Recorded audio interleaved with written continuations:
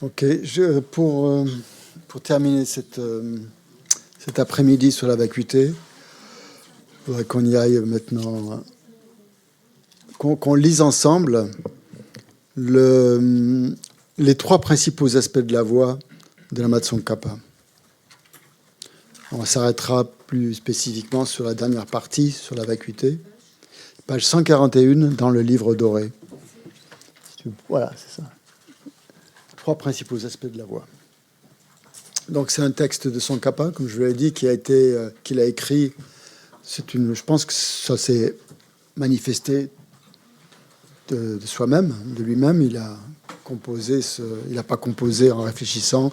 Ça s'est élevé de son esprit pour demander à Manjushri, justement, de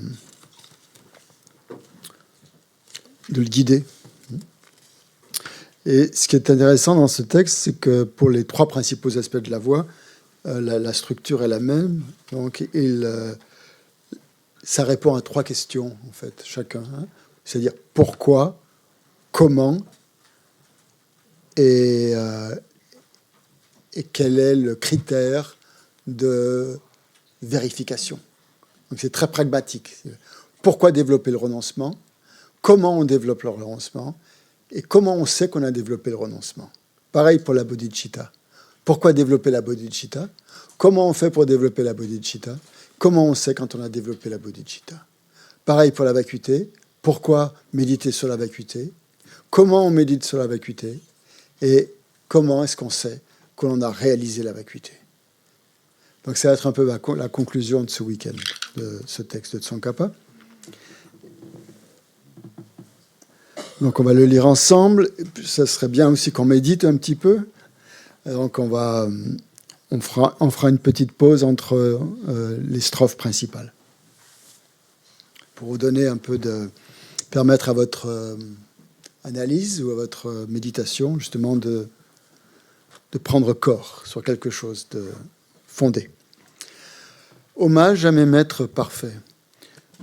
L'essence des enseignements des victorieux, la voie louée par tous les victorieux et leurs fils, la porte d'entrée pour les fortunés qui aspirent à la libération, voilà ce que je vais m'efforcer d'exposer au mieux de mes capacités.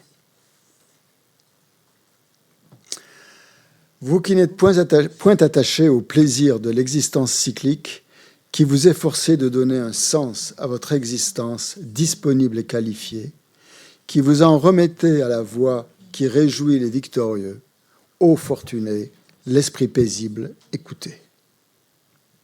Pourquoi cultiver le renoncement? Sans une intention totale de s'affranchir définitivement du samsara, il est impossible de pacifier l'attachement en quête de résultats dans l'océan du samsara. De plus, la soif pour l'existence cyclique enchaîne continuellement les êtres incarnés. Aussi, en premier lieu, cultiver le renoncement. Pourquoi est-ce qu'il faut cultiver le renoncement? D'après vos propres mots, hein, juste sans lire comme ça. Pour se détacher, oui. Renoncement, se détacher, oui. Se détacher de la souffrance. C'est pas ce qu'il dit. Oui. Se libérer du samsara. Hein, se détacher du samsara. Hein. Si on se détache pas du samsara, on ne pourra pas se libérer du samsara. Hein. C'est-à-dire se détacher de quoi, en fait? Se détacher de l'attachement, oui, se détacher de l'attachement, c'est pas mal. Se détacher de quoi? De quelle idée? Du cycle de renaissance. Non, on ne parle pas de la césio, moi. Oui, du cycle de renaissance, mais de quelle idée? Parce que c'est se détacher de certaines idées, toujours. Hein. C'est bien ça qu'on essaye de faire. De l'idée que, dans le samsara, il y a un bonheur possible. Un vrai bonheur, puisqu'on est en quête d'un vrai bonheur. Il y a des plaisirs, ça c'est sûr, samsara. Des plaisirs samsariques, hein, comme on dit. Mais il y en a. Mais le vrai bonheur, un bonheur durable, un bonheur stable, un bonheur qui ne change pas, qui soit toujours ce qu'on veut, quoi, parfait. C'est ça qu'on recherche, franchement. Hein. Honnêtement, voilà.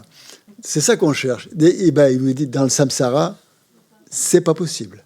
Renoncez-y. C'est pas dans le samsara que vous allez le trouver, ce bonheur, ce vrai bonheur que vous recherchez. C'est ça. Donc, pourquoi cultiver le renoncement?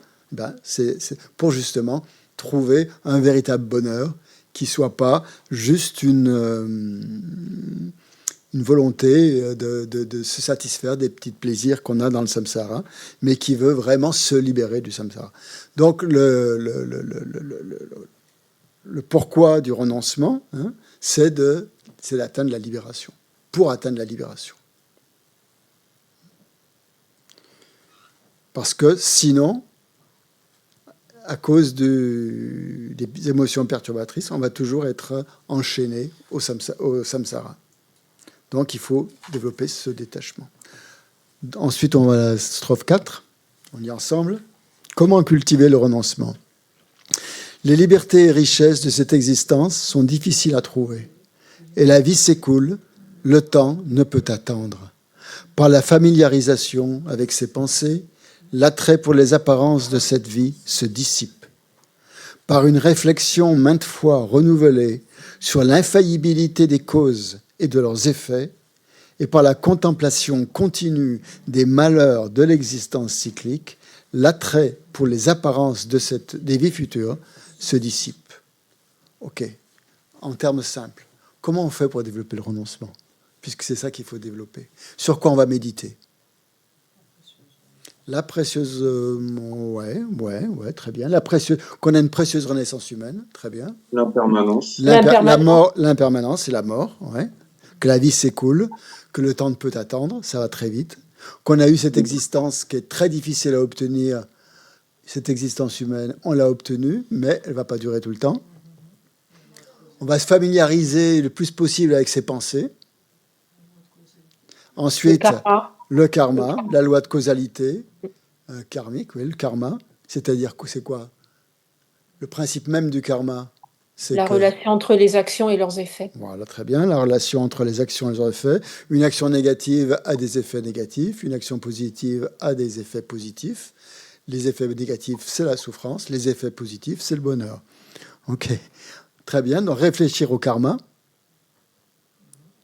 Et ensuite, méditer sur la souffrance. La mort et la renaissance. Oui, ça, on l'a déjà dit.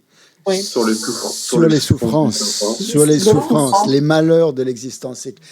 Les souffrances, quelles souffrances? Les trois, très bien. Les trois souffrances. La souffrance de la souffrance. Ah, c'est la troisième. La souffrance du changement et la souffrance inhérente à l'existence cyclique. Méditez sur ces trois souffrances. La souffrance de la souffrance, c'est simple, c'est toutes les sensations de souffrance. La souffrance du changement, c'est toutes les sensations de plaisir, puisqu'elles changent. Et la souffrance inhérente, c'est même les sensations neutres. Donc, voilà. Cette souffrance qui est toujours là, en fait, dans le samsara. Samsara égale souffrance. Donc, on va renoncer à quoi? On va renoncer à la souffrance. Maintenant, comment est-ce qu'on va savoir si on a réalisé le renoncement? 5e strophe. Lorsque, grâce à cette pratique, ne survient plus, même l'espace d'une seconde, le moindre attrait pour les merveilles de l'existence cyclique, et que l'aspiration à la libération s'élève de jour comme de nuit, alors la pensée du renoncement a été engendrée. Comment on sait qu'on a réalisé le renoncement? Quand? On se détache complètement des plaisirs samsariques. Quand on n'a plus envie de souffrir dans le samsara. Quand on est complètement dégoûté des souffrances, pas des plaisirs. On ne va pas être dégoûté des plaisirs quand même. Dégoûté des souffrances. Qu'on n'en veut plus des souffrances, des samsara. C'est ça le renoncement. Oui. Et que les merveilles, c'est quoi les merveilles de l'existence cyclique? Le moindre attrait pour les merveilles de l'existence cyclique ne survient plus. Les vues fausses qui nous feraient croire que les plaisirs sont des véritables plaisirs, alors que c'est de la souffrance. Merveille du samsara, c'était tout ce qui nous apparaît comme merveilleux dans le samsara parce qu'on y est attaché. La cigarette, par exemple. Non. Pas vraiment, pas vraiment. Là, on peut voir que c'est pas terrible comme plaisir. Non, mais tout ce qu'on pourrait imaginer comme étant merveilleux dans le samsara, auquel on pourrait être très attaché, voir qu'en fait, dessous, c'est de la souffrance déguisée. Et finalement, donc, quand on a bien vu tout ça, qu'on a ce dégoût du samsara, et que, nuit et jour, on n'aspire qu'à une chose, c'est être libre. Et là, on a le renoncement. Voilà le critère.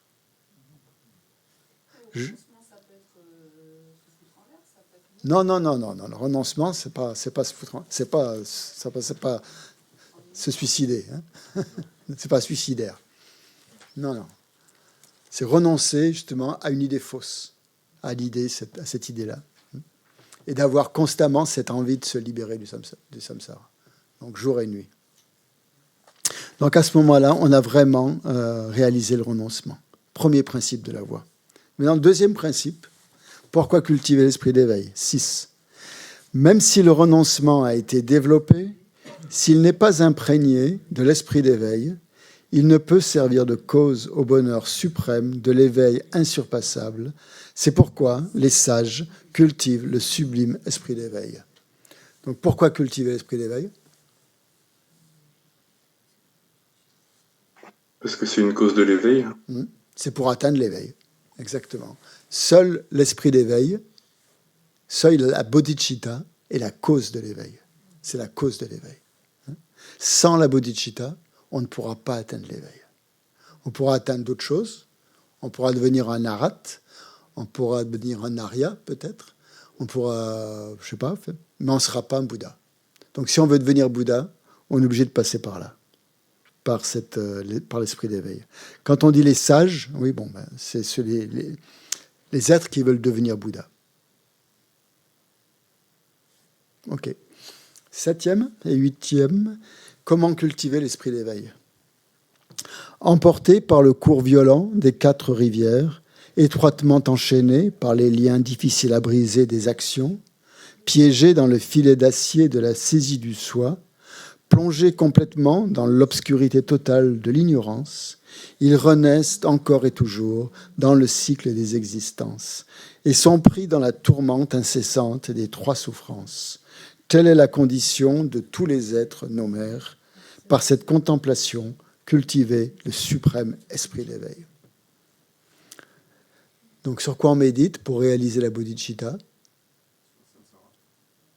Sur le samsara, on a déjà bien médité sur le samsara, oui, dans le renoncement. Le fait que tout le monde souffre. Mais pas seulement. Sur la bonté de tous les êtres considérés comme nos mères. Ouais, avant ça. Et le fait que tout le monde souffre. Voilà, le fait que cette souffrance que l'on a vue pour soi-même, l'autocompassion, cette souffrance qu'on a vue par rapport à soi, on l'étend, on l'applique à tous les êtres. Et là, bien sûr, on voit la bienveillance des êtres, on développe les 6 causes et un effet, l'égalisation et l'échange de soi pour autrui. Donc on médite sur, c'est quoi les 4 rivières, emportés par le cours violent des 4 rivières. La naissance, la vieillesse. C'est ça, la naissance, la vieillesse, la naissance, la maladie, la vieillesse et la mort. Ou le vieillissement et la mort. Ça serait plus juste. Donc, emporté par ce cours violent. Nous sommes tous sujets à ça. Et à cause de ça, donc, on est... ensuite, c'est le karma, les actions, et la saisie du soi. La saisie du soi, d'un jeu existant intrinsèquement. Plongé dans l'obscurité de l'ignorance.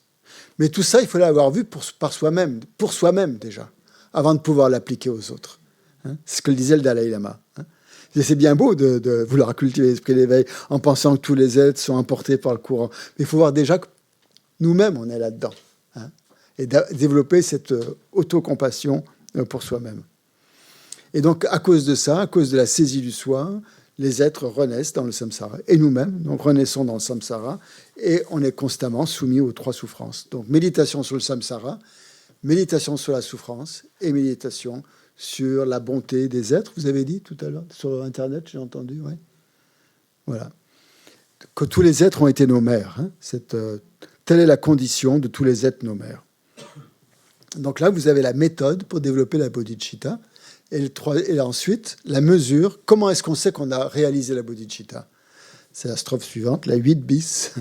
En bref, si de même que pour la mère dont l'enfant chéri est tombé dans un brasier de flammes, une seule seconde de la souffrance qu'il endure est une éternité insoutenable, par votre réflexion sur la souffrance de tous les êtres nos mères, vous ne pouvez supporter qu'elle dure une seconde de plus.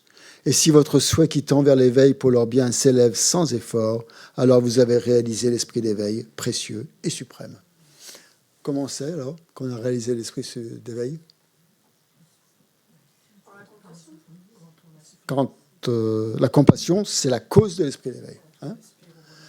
Quand on aspire continuellement au bonheur des autres, nuit et jour, 24 heures sur 24, sans effort, ça s'élève spontanément. La seule pensée qu'on a, nuit et jour, 24 heures sur 24, sans effort, c'est de vouloir le bonheur des êtres. Parce que, on dit l'analogie, comme une mère dont l'enfant est tombé dans un brasier de flammes.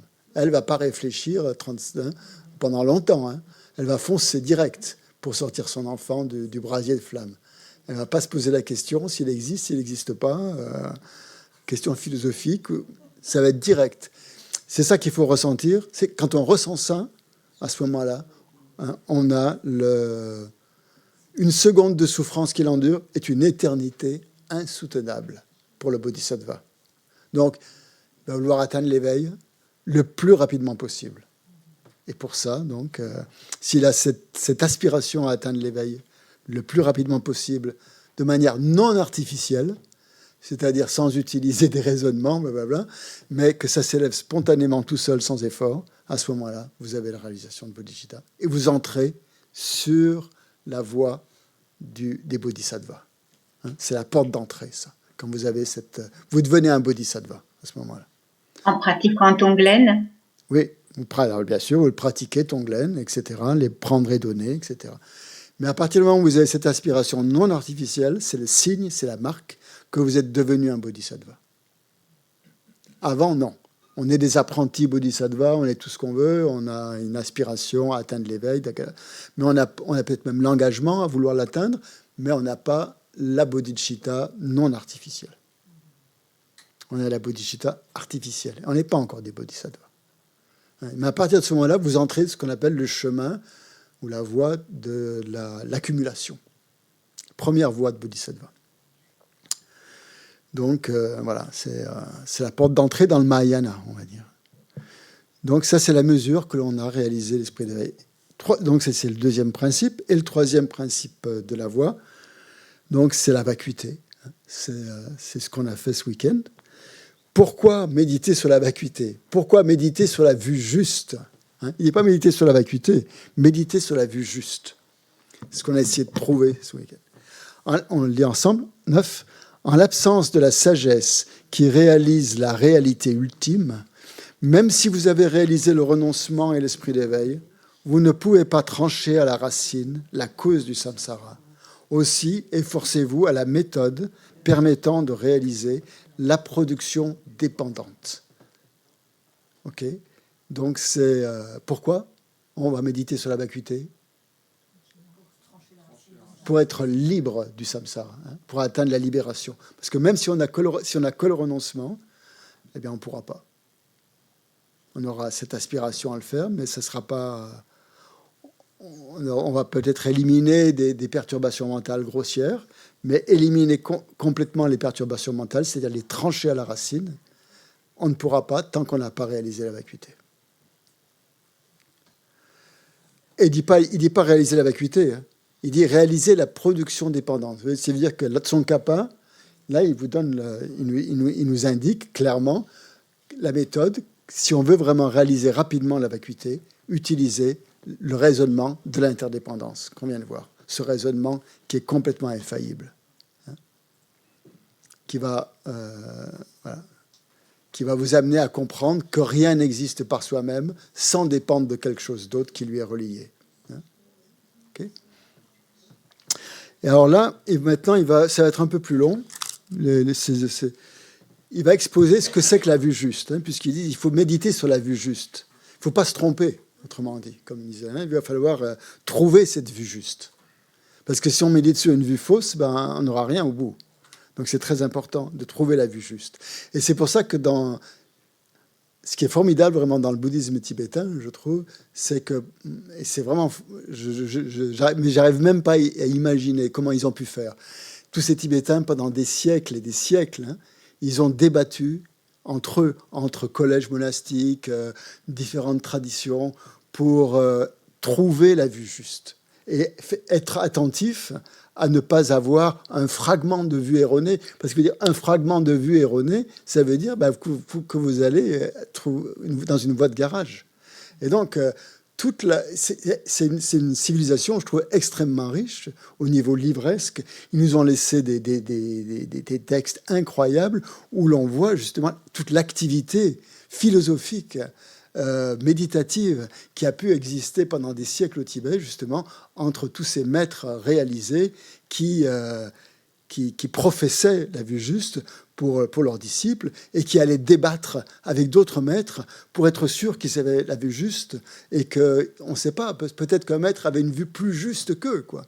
Donc ils allaient voir, ils allaient faire des pèlerinages qui duraient des années, ils traversaient tout le Tibet parce qu'ils avaient entendu parler, il n'y avait pas de téléphone à l'époque, il n'y avait pas de journaux, il n'y avait rien. Ils avaient entendu parler qu'à l'opposé, dans l'est du Tibet, au fin fond du Kham, là-bas, il y a un maître qui avait une vue absolument parfaite de la vacuité. Et ils allaient mesurer leur compréhension de la vacuité avec ce maître-là, à travers des débats, en débattant pendant plusieurs jours, jusqu'à ce qu'ils se prosternent devant ce maître et adoptent sa vue, quoi. Mais tant qu'ils n'avaient pas débattu pendant le temps qu'il fallait, jamais ils auraient adopté la vue de l'autre. Mais le jeu en valait la chandelle, parce que c'était l'éveil au bout, hein, s'ils ne l'avaient pas encore atteint. Ça voulait dire qu'il fallait qu'ils aient vraiment la vue juste. Donc il y avait cette quête de la vue juste qui, à l'époque de Tsongkhapa, était prépondérante, quoi. Et il y a plein d'anecdotes vraiment savoureuses, comme quand un de ses disciples, Gyaltsabje, ou Kedrumje, je ne sais plus lequel des deux, et avait entendu dire que Tsongkhapa à Lhasa avait réalisé la vacuité, alors que lui, il pensait qu'il était au summum des érudits, que personne n'était au-dessus de lui. Il arrive devant Tsongkhapa pour le tester un petit peu. Il n'enlève même pas sa coiffe, parce qu'il se dit, bon, le pauvre Tsongkhapa, je suis nettement supérieur à lui. Et il essaye, à travers ses arguments, de lui montrer que sa vue est meilleure que celle de Tsongkhapa. Donc, on ne se décoiffe pas devant quand on pense qu'on a la vue supérieure. Et il commence à débattre. Et puis tout d'un coup, Gyaltsabje, il enlève son chapeau, il enlève sa coiffe, il la met par terre. Il s'était assis sur un petit trône, là. Il descend de son trône et il commence à se prosterner. Et il est devenu le principal disciple de Tsongkhapa. Et ça a fonctionné comme ça au Tibet pendant des siècles, justement, à ce que les maîtres aillent voir un petit peu ailleurs pour voir qui était le véritable détenteur d'une vue juste. Parce qu'on n'est jamais sûr. Par vous-même, vous ne pouvez pas être sûr, hein. Justement, c'est ça que Tsongkhapa va montrer. Et je me souviens d'Ama Gendun, un de mes maîtres, justement, avec qui j'ai fait la retraite de 3 ans, il disait OK, vous allez obtenir des réalisations par cette retraite, peut-être, je ne sais pas. De toute façon, vous ne pourrez pas le savoir par vous-même.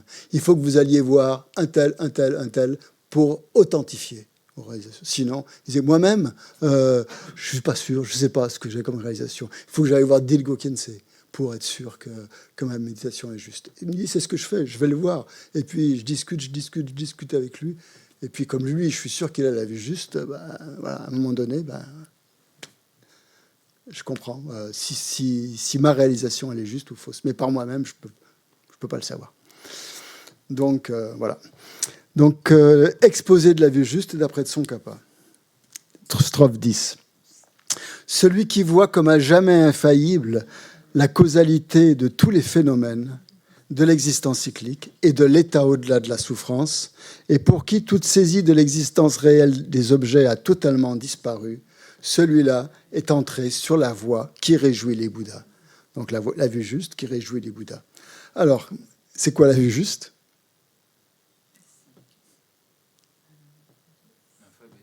L'infaillibilité de la vacuité et de la loi du karma. C'est-à-dire que cette personne-là, cet être-là, n'a plus du tout, plus la moindre saisie de l'existence réelle des objets qui lui apparaissent. Cette saisie a disparu. Et en même temps, il accepte encore la loi de causalité. Parce que si jamais son absence de saisie des phénomènes lui faisait croire que les phénomènes, que le karma n'existe pas, il serait dans une vue fausse.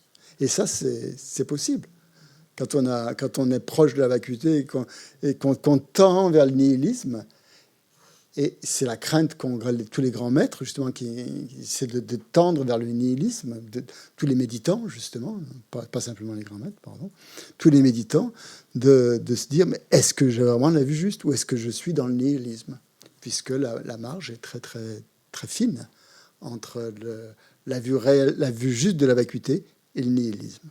Puisqu'on a accusé même les prasangikas d'être nihilistes, parce qu'on leur disait, mais vous allez trop loin.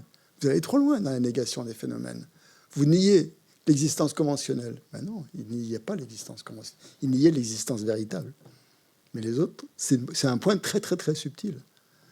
Et les maîtres sont venus débattre avec Tsongkhapa, justement, sur ce point-là.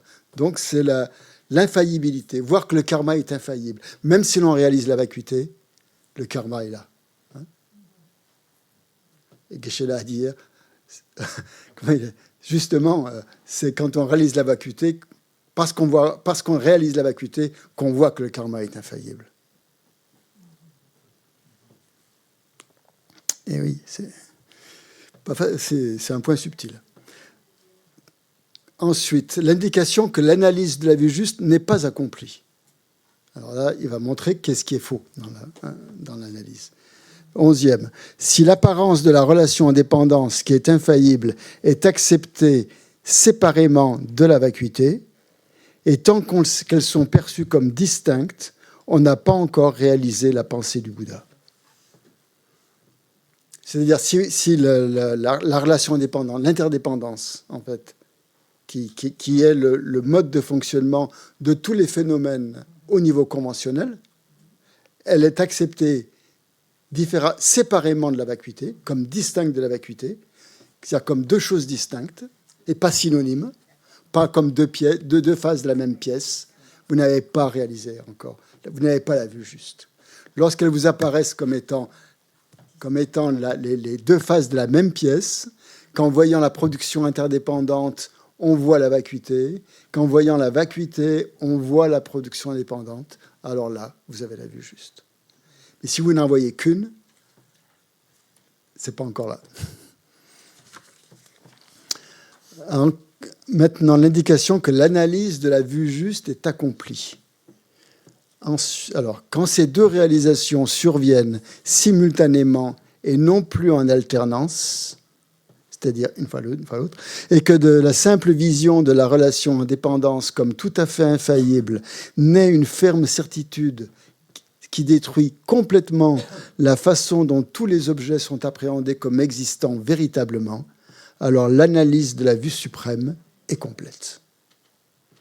Donc l'indication que l'on a vraiment la vue juste, c'est quand les deux réalisations, c'est-à-dire la réalisation de la vacuité et de l'interdépendance, sont simultanées. Et qu'on passe pas de la... Qu'en voyant l'interdépendance, on voit la vacuité, etc., comme on l'a dit tout à l'heure. Et et qu'on a une certitude. Le mot certitude est très, très, très important. C'est à ça qu'il faut... que la vue de la vacuité doit nous amener à une certitude. Comme tout à l'heure, dans les 4 points, la méditation en 4 points, il faut avoir la certitude qu'il n'y a pas de troisième possibilité. Donc, quand cette certitude, elle est là, et c'est cette certitude qui détruit toutes les pensées adverses. C'est-à-dire toute forme d'appréhension qui remettrait encore une couche d'existence véritable. Et là, on va arriver au summum.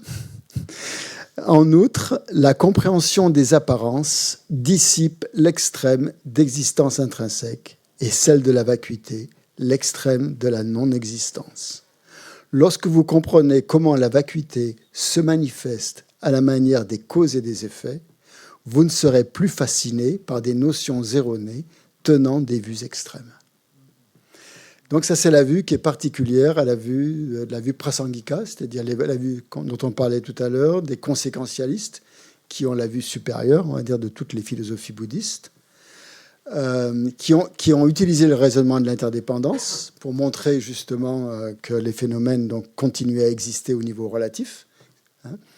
Donc on a vu quand la vacuité et l'interdépendance étaient liées, on l'avait dit au début, hein, donc que grâce à la vacuité, on éliminait l'extrême de quoi ? De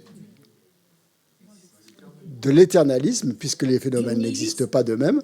On élimine, première chose, on élimine l'éternalisme grâce à la vacuité, et grâce à l'interdépendance, on élimine le nihilisme. Puis dans un cas, première affirmation, premier raisonnement, celui de la vacuité, va réfuter l'existence véritable des phénomènes. Donc c'est une négation. Et l'autre, l'interdépendance, qui est une affirmation, va affirmer l'existence des choses. Donc on réfute le nihilisme à ce moment-là. Ça, tout le monde est d'accord avec ça. Les prasangika vont plus loin et ils renversent le truc. Ils renversent le raisonnement en disant que c'est grâce à la vacuité, la compréhension de la vacuité, la compréhension de la vacuité va éliminer l'extrême du nihilisme. Wow. Et que la compréhension de l'interdépendance, c'est-à-dire des apparences, va éliminer l'extrême de l'éternalisme. Alors là, vous vous dites, mais comment c'est possible ? Et c'est ça la vue la plus subtile des prasangika, c'est de montrer justement que c'est grâce à la vacuité que les phénomènes fonctionnent. Que s'ils existaient intrinsèquement, ils ne pourraient pas fonctionner. Ça serait impossible. C'est ce qu'a dit Geshe-la hier soir.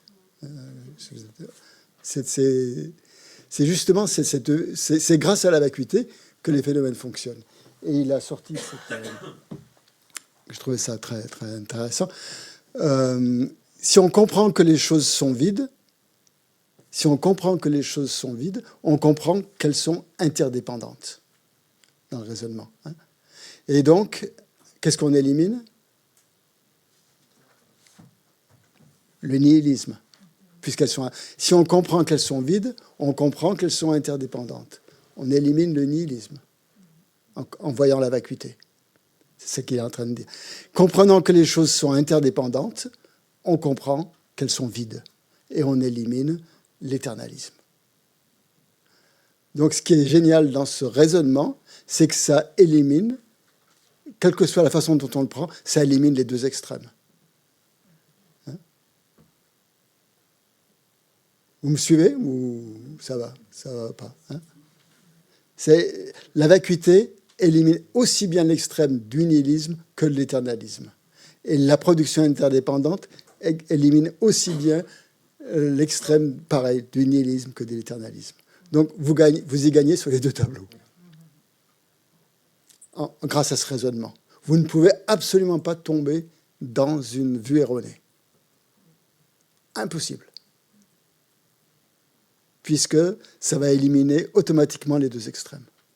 Si vous prenez la vacuité et que vous la comprenez bien, au sens de l'interdépendance, vous allez éliminer à la fois le nihilisme et l'éternalisme. Si vous comprenez bien l'interdépendance, au sens de la vacuité, pareil, vous allez éliminer les deux extrêmes.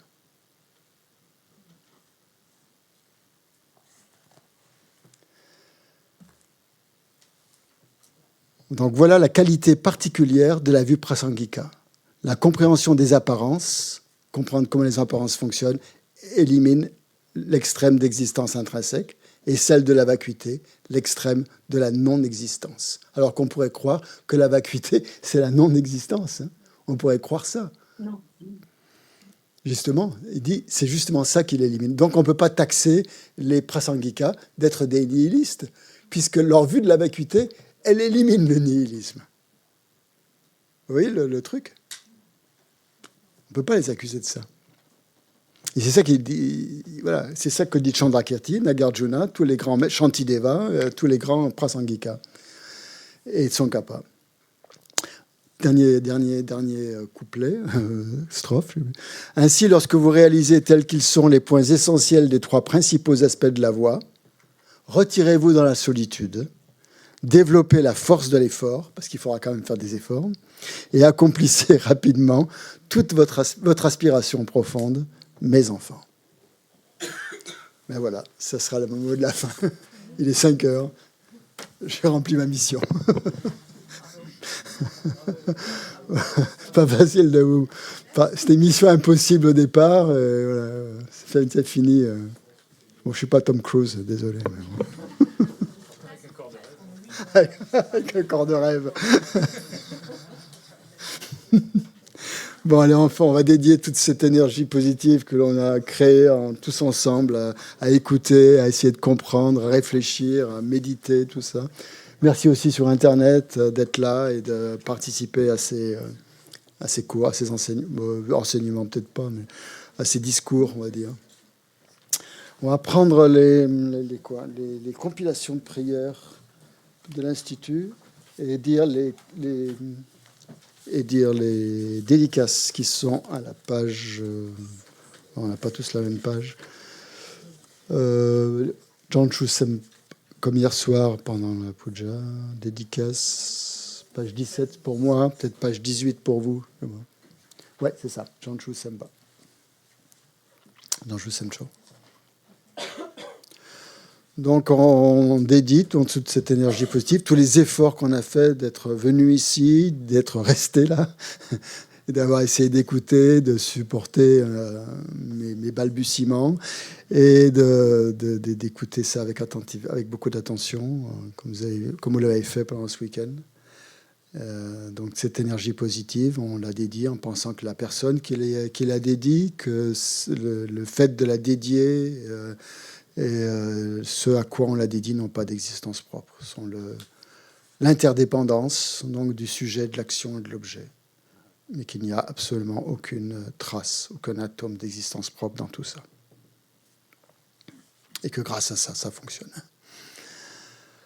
Janchu Semcho Rinpoche Ma Panam Gengyo Chi Panyam Pame Payan Gone Gondo Pelwa Shu Tonye Tawa Rinpoche Ma Panam Gengyo Chi Panyam Pame Payan Gone Gondo Pelwa Shu. Puisse le précieux esprit d'éveil suprême naître là où il n'est pas né, ne pas dégénérer là où il est déjà né, mais s'accroître de plus en plus. Puisse la précieuse vue de la vacuité naître là où elle n'est pas née, ne pas dégénérer là où elle est déjà née, mais s'accroître de plus en plus. Puissent tous les êtres, mes pères et mères, connaître le bonheur et tous les états d'existence inférieure être vides à jamais. Où qu'il y ait des bodhisattvas, puissent toutes leurs prières se réaliser immédiatement. Et on va juste dire une prière pour la longue vie de sa sainteté le Dalai Lama, et aussi pour le retour rapide de notre maître, Lama Zopa Rinpoche, pour qu'il continue à nous donner des enseignements. Donc pour Lama Zopa, c'est la deuxième strophe, Gangri Rawe.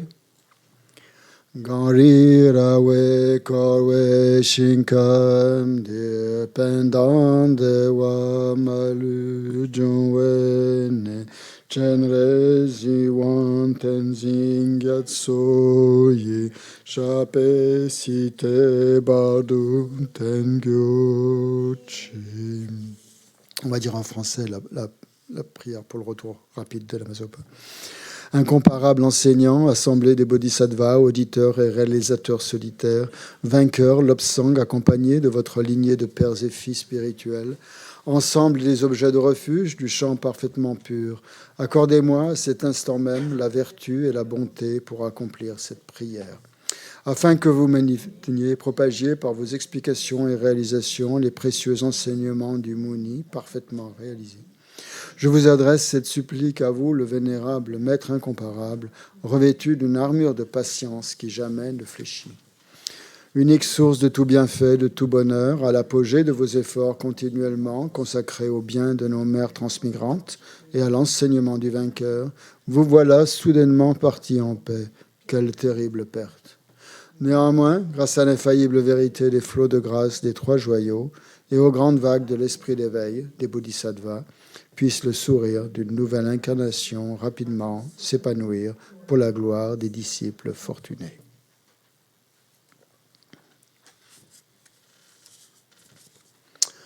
Donc, comme travail pour le mois qui vient, là, avant notre dernier cours sur les tantras, je vous demandais de... Comment dire,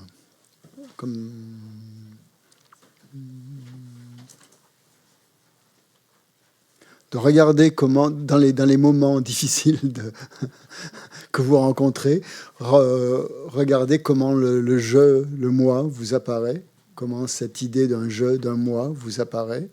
Est-ce qu'elle vous apparaît comme étant complètement créée par les mots et le langage, ou elle vous apparaît comme quelque chose de beaucoup plus autonome et plus fort que ça? Et aussi, ça c'est la première chose. Et la deuxième chose, c'est que plusieurs fois dans la journée, quand vous y pensez, regardez l'objet qui est en face de vous, quel que soit cet objet, ou s'il n'y a pas d'objet en face de vous, bon, il y en a toujours en général, mais regardez intérieurement et décomposez cet objet dans ses parties, en ses causes et conditions, en sa désignation, pour faire disparaître cette appréhension de l'existence véritable de l'objet. C'est-à-dire, prenez n'importe quel objet, vous regardez qu'un réveil, ben qu'est-ce que c'est que le réveil? Le réveil, est-ce qu'il existe de lui-même? Non, il dépend de causes et de conditions, il dépend de plein de facteurs, il dépend de ses parties qui ne sont pas le réveil. Aucune de ces parties ne réveille. Où elle réveille, simple désignation. Et vous regardez ce qui se passe à ce moment dans votre esprit. Et plus vous allez faire ça, vous allez voir, plus vous allez perdre cette notion d'une existence concrète des phénomènes qui existent de par eux-mêmes, et plus vous allez vous diriger vers la vue juste de Tsongkhapa. Voilà, bon courage. Et à bientôt pour les tantras. Et les tantras, ça va être l'apothéose, puisque vous allez comprendre à quoi sert tout ça, finalement. Le renoncement, la vacuité et la bodhicitta. Merci Christian. Avec Merci plaisir. Yvi. Merci de son À temps. bientôt. Merci Tsongkhapa.